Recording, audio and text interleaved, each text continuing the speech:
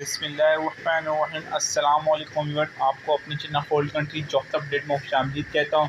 Viewer, Sindh police 480 medical की update दूंगा। Message कितने दिन पहले आएगा और मेडिकल हमारा इतना लेट क्यों हो रहा है। सबसे पहले बात कर लें मेडिकल हमारा लेट क्यों हो रहा है और कब से मेडिकल स्टार्ट होगा, इस बारे में भी अपडेट दूंगा। लेकिन चैनल को सब्सक्राइब कर लें।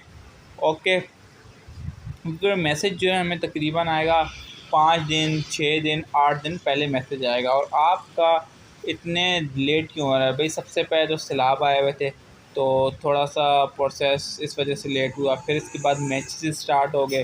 फिर इसके अलावा जो है अभी इंटरव्यू चल रहा है 490 का, आप लोगों को पता होगा। ट्रैफिक का भी आ गया है, CPO क्लर्क का भी आ गया है।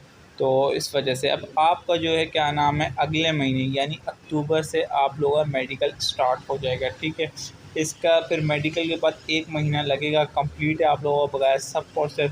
लिस्ट आएंगी और अपॉइंटमेंट लेटर मिलने। नवंबर में आपने एंड तक लाजमी जाना है ट्रेनिंग पे। इसके अलावा कोई भी क्वेश्चन हो तो पूछें। मेरे पास जो अपडेट थी मैंने आप लोगों के साथ शेयर करी। Thank you very much. अल्लाह हाफ़िज़।